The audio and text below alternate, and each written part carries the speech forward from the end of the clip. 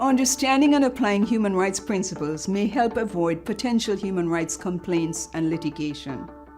Ontario has 3 organizations in the human rights system: the Ontario Human Rights Commission, the Human Rights Tribunal of Ontario, and the Human Rights Legal Support Centre. The Human Rights Commission provides policies, guidelines, and other information on code grounds, including disability and the duty to accommodate.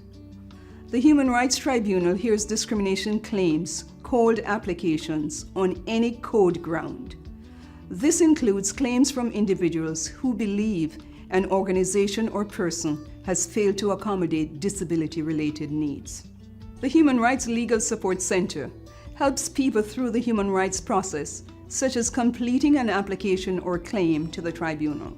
Individuals cannot file accessibility complaints under the AODA, but in cases of non-compliance, the Ministry for Seniors and Accessibility of the Government of Ontario can enforce standards through mechanisms set under the law.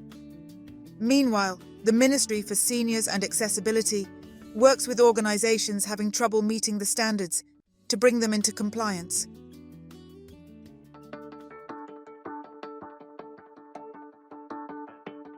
Today, you've learned how the Ontario Human Rights Code applies to people with disabilities and about your legal duty to accommodate. Let's recap some key learning points. The Code and the AODA are laws that work together. The Code protects every person's right to equal opportunities and to be free from discrimination. The Code has primacy, which means that Ontario laws, with a few exceptions, have to follow the Code. You also learned how the AODA accessibility standards complement the Code to promote equality and accessibility in Ontario. The AODA uses the same definition of disability as the Code. If the two conflict, then the Code prevails. Applying human rights principles and Code obligations may help in meeting the AODA standards. The AODA standards do not replace or limit the Code or any other law.